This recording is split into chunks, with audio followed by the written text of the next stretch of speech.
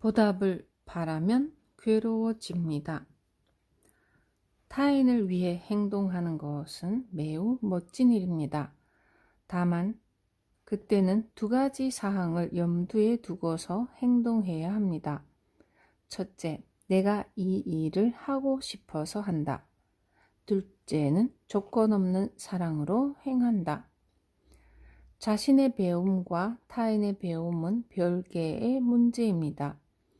그렇다고 이 말이 타인을 도와서는 안 된다는 뜻이 아닙니다. 하지만 남을 도왔을 때는 당신이 원해서 도운 것이므로 절대로 대가를 원해서는 안 됩니다. 인간이 신처럼 무언가를 베풀고자 할 때는 신이 그러하듯 조건 없는 사랑으로 행해야 합니다. 회사에서 일을 하고 월급을 받거나 돈을 지불하는 행동은 비즈니스입니다. 따라서 비즈니스에서는 대가를 받아도 되지만 게다가 비즈니스의 경우는 상대가 기뻐하며 대가를 지불하는 일도 많으니까요. 무료면 좋고 유료면 나쁘다는 문제가 아닙니다.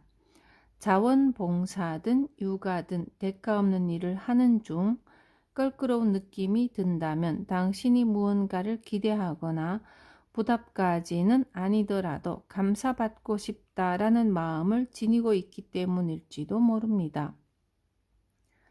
그럴 때는 진정으로 자신이 하고 싶은 일인지 조건 없는 사랑으로 행하고 있는지를 다시 한번 확인해 볼 필요가 있습니다. 궁리하면 서로 성장할 수 있습니다. 행동이란 목표나 문제에 대한 구체적인 대처입니다. 남편이 이런 말도 안 되는 소리를 하더라고요 하며 흥분해서 상담을 청해오는 분들이 종종 있는데 저는 그분의 남편도 아니고 남편을 그분께 소개한 사람도 아니잖아요. 불만이 있다면 본인에게 직접 말해야 합니다. 남에게 한탄하거나 푸념을 늘어놓으면 말한 사람은 마음이 홀가분해질지 몰라도 듣는 사람은 몸과 마음이 피곤해집니다. 만약 부부 사이에 문제가 발생했다면 혼자 꾹 참지 마세요. 예컨대 배우자에게 몹시 상처가 될 만한 말을 들었다면 다음날 마음을 진정시킨 후 어제 당신이 했던 이러저러한 말 때문에 나는 몹시 상처받았어 라고 확실하게 말하면 됩니다. 이런 행동을 통해 나와 상대의 정신은 함께 성장할 수 있습니다. 그러니 나는 성장하고 싶으니까 잠자코 있을래? 라고 생각해서는 안 됩니다. 그럴 경우 점점 상대와 멀어지며 언젠가 인연이 끊어지고 맙니다. 물론 그것도 일종의 배움이죠. 만약 서로 사이가 멀어졌는데도 인연이 끊어지지 않고 계속 같이 있다면 부인도 크게 배움을 얻지 못했다는 뜻이 됩니다. 왜냐하면 행동이 수반되지 않았으니까요. 회사에서도 상사가 금방 화를 내는 사람이라면 옆에서 화를 돋우지 않도록 말하는 법을 궁리해 보세요. 상대가 수용할 수 있을 법한 방식으로 말하면 됩니다. 자신의 생각을 상대에게 전달하는 방식을 배우고 실천하다 보면 결국 서로의 정신적 성장으로 이어진답니다. 부장님께 그런 말을 하면 화내실 텐데 라고 걱정하는 사람도 있겠죠. 그래도 화를 돋우지 않도록 말하는 법을 궁리하고 행동하는 것이 정신적으로 성장하는 길입니다. 이렇게 말하는 방식부터 하나씩 개선을 거듭해 나가면 결과도 계속 바뀌게 됩니다. 만약 어떤 일이 처음부터 잘 풀린다면 지금까지 그 일과 관련된 다른 일을 통해 당신도 모르게 개선을 거듭해온 덕분입니다. 자신의 행동에 책임을 지는 사람은 자신뿐입니다. 이 세상은 선택의 연속입니다. 만약 여러분이 그 선택에 책임을 진다면 정신적 성장으로 이어지죠. 그러므로 부모가 자식에게 해줄 수 있는 최고의 교육은 스스로의 행동에 책임을 지는 법을 가르치는 것입니다. 그러나 일단 한다고 정했으면 끝까지 해야지 라는 식의 융통성이 없는 태도는 좋지 않죠. 잘 안 되면 몇 번이고 개선하면 되고요. 개선을 계속해 나가는 것이 중요하니까요. 아이들에게 가르쳐야 할 점은 어떤 일이든 반드시 자신이 한 행동에 대해 최종적으로 스스로 책임을 져야만 한다는 사실입니다. 이른바 등교를 거부하는 중학생에게 가기 싫으면 안 가도 되지만 중학교를 안 가면 고등학교도 못 가. 그러면 물론 대학교도 못 가고 취직할 때 고생하게 되지. 라고 말해준 뒤에도 끝까지 학교에 가기 싫다고 하면 최종적인 책임은 아이에게 있습니다. 자기가 진 빚은 반드시 스스로 갚는 것이 세상의 법칙입니다. 그러니 빚을 갚을 각오로 하는 행동이라면 괜찮습니다. 부탄가스를 흡입하거나 각성제를 복용하는 사람은 주변에서 뭐라고 충고를 하든 스스로 깨닫기 전에는 결코 멈추지 않습니다. 그럴 경우 부모가 할 수 있는 일은 아이에게 자신이 진 빚은 언젠가는 스스로 갚아야 한다는 사실을 가르쳐 주는 것뿐입니다. 당연히 경찰에 체포되기도 하고 주변에 있던 사람들이 점차 떠나는 경우도 있습니다. 그럴 때 부모는 그 사실을 알고서도 지금 그 행동을 계속하는 거니? 라고 묻는 것만으로 충분합니다. 사람은 배울 만큼 배우면 반드시 그만둡니다. 억지로 그만두게 만들면 오히려 다시 하게 되죠. 왜냐하면 스스로 깨우칠 때까지 배우고 싶어 하는 게 사람이거든요. 부모는 현명합니다. 적어도 자식보다 오래 산 만큼의 지식이 있지만 자식은 모릅니다. 그러니 배우고 싶어 하고요. 부모들 중 일부는 자식에게 실패를 맛보이기 싫어서 경험조차 시키지 않으려는 경우도 있습니다. 하지만 아이는 여러 가지 일들을 경험해보고 싶어 합니다. 그리고 그 일을 통해 스스로 배우고 싶어 하고요. 그 마음을 이해해 주는 것도 부모의 역할이겠죠. 부모가 억지로 자식의 배움을 막았을 때 얌전한 아이라면 부모에게 폐를 끼치는 방식으로 반항을 합니다. 외향적인 아이는 난동을 부리거나 폭력을 휘두르기도 하고 내성적인 아이는 병에 걸리거나 스스로에게 상처를 입히죠. 부모는 나는 아무것도 잘못한 게 없는데 라고 말하겠지만 사실은 그렇지 않습니다. 아이가 경험하려는 일을 일일이 반대해서 중지시켰으니까요. 이 세상에는 그 사실을 모른 채 괴로워하는 사람이 아주 많습니다. 중요한 점은 자신의 행동에 책임을 질 사람은 자기 자신밖에 없다라는 점을 부모와 아이가 모두 알아야만 한다는 것입니다. 하늘은 스스로 돕는 자를 돕습니다. 신에게 기도했더니 소원이 이루어졌어 라는 사람들이 있지만 단지 기도만으로 소원이 이루어졌을 리는 없습니다. 기도의 내용을 행동으로 옮겼으니 소원이 이루어졌다고 해야겠죠. 행동으로 옮길 때도 같은 행동을 반복한다면 아무 소용이 없습니다. 잘 되지 않으면 개선해야 합니다. 몇 번이고 개선을 거듭해 나갈 때 참된 행동이 됩니다. 기도나 염원은 마음의 행동입니다. 이러한 마음으로 하는 행동도 필요하지만 몸으로 하는 행동 또한 필요합니다. 괴롭거나 힘들 때 신에게 의지하거나 기도하는 게 나쁜 일은 아닙니다. 다만 스스로 행동하지 않으면서 기도만 한다면 그 일이 잘 풀릴 리 없습니다. 하늘은 스스로 돕는 자를 도우니까요. 남을 위해 노력하는 행동은 고귀한 일이지만 일단은 스스로를 위해 노력하지 않으면 안 됩니다. 저의 제자들은 모두 사업가로서 크게 성공했는데 이는 저의 업적이 아니라 제자들이 스스로를 위해 노력한 결과입니다. 만약 제가 제자들을 위해 노력하고 제자들은 저를 위해 노력했다면 함께 망했겠죠. 남을 위함이라고 적고 가짜라고 읽습니다. 남을 위한 노력이 나쁘다는 뜻은 아닙니다. 누군가를 위해 노력하는 것은 고귀한 일이죠.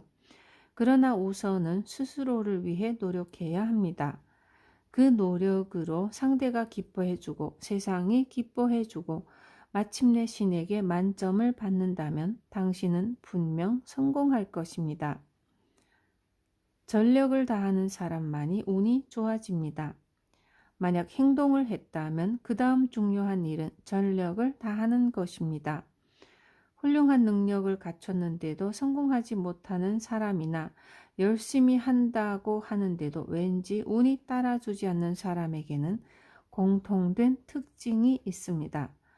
바로 전력을 다하지 않는 것입니다. 전력을 다하는 사람에게는 하늘이 여러 선물을 내려줍니다. 머리는 쓰면 쓸수록 좋아지고 몸의 근육도 쓰면 쓸수록 강해집니다. 열심히 일하느라 손을 많이 쓴다고 해서 손이 닳아 없어지지는 않고요. 오래 걸었다고 해서 다리가 닳아 없어지지도 않습니다.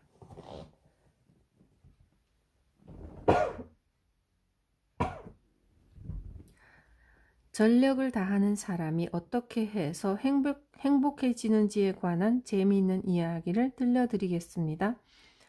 어느 마을에 두 남자가 살았는데 한 사람은 체격이 우람하고 힘이 셌고요. 이 사람은 밭을 300평이나 갈 수 있었는데도 게으름을 피워서 200평밖에 갈지 않았습니다. 다른 한 사람은 몸이 약해서 밭을 50평밖에 갈 수 없었습니다. 300평을 갈 수 있는 사람의 눈에는 한심하게 보이겠죠. 하지만 몸이 약한 사람은 전력을 다해서 열심히 50평을 갈았습니다. 그러자 처음에는 50평을 갈던 사람이 점차 60평, 70평을 갈게 되어 이윽고 100평을 갈 수 있게 되었습니다. 한편 300평을 갈 수 있는 능력이 있는데도 200평밖에 갈지 않았던 사람은 근력이 떨어져서 66평, 22평으로 점점 밭을 가는 힘이 약해져 갔습니다. 게다가 무슨 까닭인지 전력을 다하는 사람에게는 좋은 일만 계속 일어나고 그렇지 않은 사람에게는 나쁜 일만 계속 일어났습니다. 결국 300평을 갈 수 있었던 사람은 처음에 50평밖에 못 갈았던 사람을 보며 어째서 저런 녀석이 나보다 운이 좋은 거야. 이 세상에는 하느님도 부처님도 없는 게 분명해 라고 말했습니다. 하지만 오히려 하느님도 부처님도 계시기에 이런 일이 일어나는 것입니다. 전력을 다해서 행동하는 사람과 힘이 있는데도 게으름을 부리는 사람의 운은 당연히 달라질 수밖에 없습니다. 지혜를 베풀면 몇 배가 되어 돌아옵니다. 몸의 근육뿐 아니라 머리에 있는 지식이나 지혜도 전력을 다해 쓰지 않으면 잊어버립니다. 뇌도 쓰지 않으면 점점 능력이 떨어지게 됩니다. 책을 읽고 열심히 공부하는 건 물론 좋지만 모처럼 배운 지혜를 방치해두면 썩어서 무용지물이 됩니다. 따라서 지식이나 지혜를 익혔다면 자꾸 꺼내 써야 합니다. 또 배운 지식이나 지혜를 자신을 위해 쓰는 일도 필요하지만 상대를 위해 얼마나 전력을 다해 쓸 수 있는지도 중요합니다. 좋은 방법을 알았으니 나를 위해서만 써야지 이런 말을 하는 사람도 있는데 이 얼마나 쓸쓸한 사고방식인가요? 써서 없어지는 물건이라면 어쩔 수 없지만 지식이나 지혜는 아무리 써도 닳아 없어지지 않습니다. 또 주변 사람들이 묻지 않으니 알려줄 수 없어요 라는 사람도 있지만 그에게 지식이나 지혜가 있는지 없는지 주변 사람들은 모릅니다. 그러니 유익한 지식을 배웠다면 주변 사람들에게 알려주세요. 설령 이미 알고 있던 지식일지라도 상대는 아, 이 사람은 나를 신경 써주는구나 라며 기뻐할 것입니다. 지식이나 지혜를 비축해 두기만 하면 안에서 썩어서 당신의 몸과 운세를 망치게 됩니다. 공짜로 알려주긴 아까운데 이렇게 생각할지도 모르겠지만 당신이 베푼 것은 반드시 당신에게 돌아옵니다. 그것도 몇 배나 더 커져서 돌아온답니다. 그러니 절대로 아까워할 필요가 없습니다. 매사에 전력을 다하세요. 그리고 남과 비교할 필요도 없습니다. 당신에게 그 행동이 최선이라면 그걸로 충분하니까요. 처음에는 미약한 힘일지도 모르지만 매번 전력을 다한다면 그 힘은 반드시 점점 커집니다. 전력을 다하고 또 다한 끝에는 반드시 당신의 길이 열릴 것입니다. 부자의 비밀 편지. 지금보다 넉넉해지고 싶은 사람에게. 지금보다 넉넉해지고 싶다면 우선 마음을 넉넉하게 만들어야 합니다. 이를테면 자신의 행동이나 말, 표정 등을 넉넉한 사람과 비교해 보세요. 넉넉한 사람은 이런 행동을 할까? 넉넉한 사람은 이런 말투를 쓸까? 그렇게 생각하며 지금 할 수 있는 일을 하다 보면 마음이 저절로 넉넉해집니다. 경제적으로도 정신적으로도 넉넉한 사람은 으스대지 않으며 모든 사람에게 친절합니다. 그런데 경제적으로 풍족하지 않더라도 겸손하고 친절할 수 있습니다. 피부 관리를 받거나 헤어스타일을 바꾸는 등 큰 돈을 들이지 않아도 넉넉하게 보이도록 만드는 방법은 얼마든지 있습니다. 대다수의 사람들은 부자가 되면 이렇게 해야지라고 생각하지만 빈곤한 행동만 해서는 절대 부유해지지 않습니다. 할 수 있는 일조차 행하지 않고서 부자가 되고 싶어, 행복해지고 싶어 라고 빌어봤자 소원이 이루어질 리 없습니다. 그러므로 부자가 되면 해야지가 아니라 지금 할 수 있는 일부터 당장 해야 합니다. 이를테면 차를 운전할 때도 진짜 부자는 어떻게 운전할까라고 상상하면서 해보세요. 고급차를 타고서도 무리하게 끼어들거나 난폭 운전을 하는 사람이 있습니다. 그런 차를 보면 설령 그 차가 벤츠일지라도 저 녀석은 졸부로군 하는 생각이 듭니다. 다시 말해 그런 운전은 졸부나 할 법합니다. 진짜 부자라면 좀 더 우아하게 운전할 테니까요. 저는 어느 사업가 제자가 처음 산 중고 코롤라를 메르세데스 벤츠 코롤라2 코르사라고 명명한 뒤 이렇게 덧붙였습니다. 이 차를 탈 때는 벤츠를 탄 것처럼 우아하게 운전해야 하네. 자네 차선에 들어오려는 차가 있다면 친절하게 넣어주고 그렇게 마음부터 넉넉해야 만사가 잘 풀리는 법일세. 경제적으로도 정신적으로도 넉넉해지고 싶다면 지금 당신이 할 수 있는 일부터 실천하세요. 그러면 점점 풍요로움이 당신을 따라옵니다. 저의 제자들도 처음에는 풍족하지 않았지만 가능한 부분부터 넉넉하게 바꿔 나갔더니 어느새 모두가 풍족해졌죠. 할 수 있는 일을 하지 않고서 불가능한 일을 바라는 사람은 실패자입니다. 감사의 마음 또한 잊지 말아야 합니다. 노력하는 자신에 대한 감사, 도와주는 주변 사람들에 대한 감사, 그리고 커다란 사랑으로 우리를 지켜주는 신에 대한 감사. 항상 감사하는 마음을 가지다 보면 다시 또 감사해야 할 일들이 일어납니다. 그 감사의 마음이 당신을 더욱 풍요롭게 만들어줄 것입니다.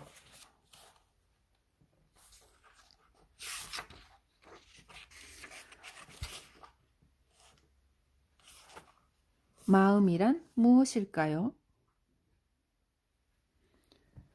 행동의 소중함과 중요성은 알면서 좀처럼 실행하지 못하는 사람들이 우리 주변에는 많습니다.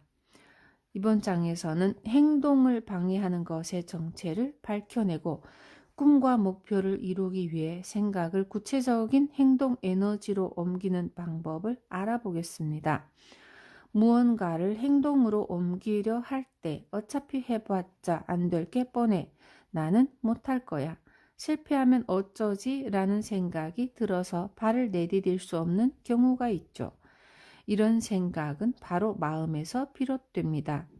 그러면 도대체 마음이란 무엇일까요? 마음이라는 단어는 지식이나 감정, 의사나 기분 등의 총체를 일컫습니다. 즉 인간의 정신활동의 근원입니다. 그러면 정신활동의 근원은 어디에 있을까요? 그것은 시각과 청각 등 인간의 감각을 통해 들어온 정보와 과거의 기억이나 잠재의식 속에 있는 전생의 경험, 나아가서 신에게 부여받은 것 등이 섞인 지점에 있습니다.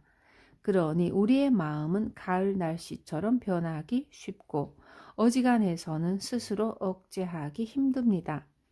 인간의 의식은 현재 의식과 잠재 의식 이 두 가지로 나뉩니다.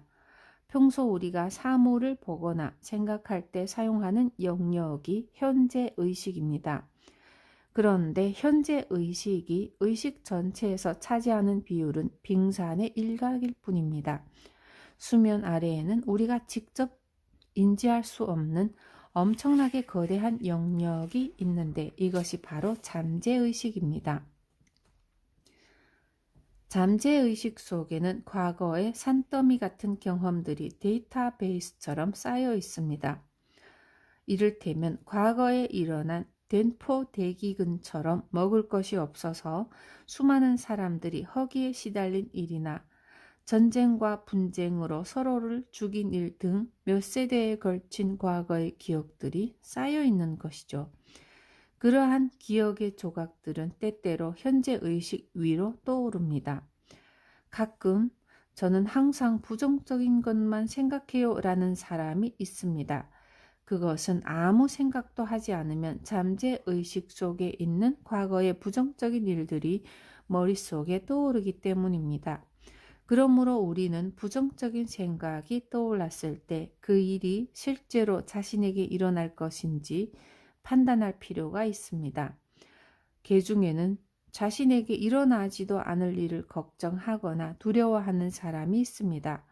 그러나 현실적으로 일어나지 않을 법한 일까지 근심하는 행동은 그저 사서하는 걱정입니다. 예를 들면 오키나와에서 한 여성이 스토커에게 살해당했다는 뉴스를 보고 무서워라, 나도 스토커가 따라다니면 어쩌지? 라는 걱정을 하는 사람이 있지만 그 일은 피해자 여성의 문제일 뿐 정작 걱정하는 사람의 실제 문제는 남자친구가 없는 것인 경우도 있습니다. 다른 나라들이 일본의 식량을 안 판다고 한다면 일본 사람들은 모조리 굶어 죽지 않을까라고 걱정하는 사람이 있다고 합시다. 그러나 그 사람의 실제 문제는 과식으로 인한 비만일 수도 있습니다.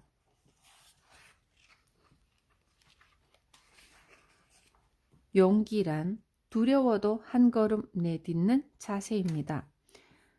우리의 마음은 아무것도 생각하지 않으면 부정적인 상상을 하게 됩니다.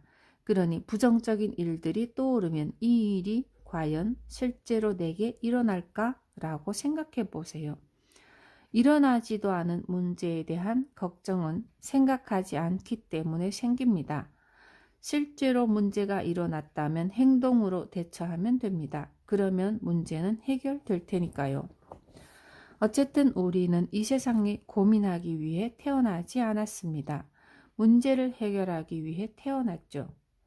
문제 해결을 위해 정면으로 도전하면 인생의 길이 활짝 열리고 무한한 가능성이 반드시 생겨납니다. 그러므로 문제가 발생했을 때 한 발 물러서서는 안 됩니다. 눈앞에 문제라는 문을 노크해서 열어야죠. 그러면 그 문 건너편에 앞으로 나아갈 길이 펼쳐져 있습니다. 그러니 무조건 시도를 해봐야 하고요. 몇 번이고 해봐야 합니다. 거대한 문제를 눈앞에 두었을 때 다리가 후들거리고 용기가 나지 않아요 라는 사람도 있겠죠. 하지만 용기란 두려워하지 않는 것이 아니라 두려움에 떨면서도 한 발자국 내디는 것이 진정한 용기입니다. 아무것도 두려워하지 않는 사람은 단지 둔감할 뿐입니다. 당신처럼 두려워하면서도 한 걸음 내딛는 사람에게는 반드시 좋은 일이 일어납니다. 가령 남 앞에서 말하는 것을 두려워하는 사람이라도 노력해서 부족한 점을 거듭 개선해 나가다 보면 나름대로 요령이 생길 테죠. 처음부터 나는 남 앞에서도 긴장 안 해 라고 말하는 사람은 발전이 없습니다. 그런 사람은 갈수록 뻔뻔해질 뿐 아니라 청중의 공감을 얻기도 힘듭니다. 반면 남 앞에 서면 긴장하는 사람이 한 발 한 발 내디뎌 노력한다면 먼 훗날 멋진 이야기를 할 수 있게 됩니다. 어쨌거나 우리의 마음은 아무것도 생각하지 않으면 부정적인 일들을 떠올리게 되어 있습니다. 이를 그렇지 않아, 그럴 리 없어 라고 긍정적으로 이끌어 나가는 것이 나 자신의 역할이며 이번 생에서 해야 할 일이라고 생각해 보세요. 그러면 인생이 훨씬 더 즐거워질 것입니다.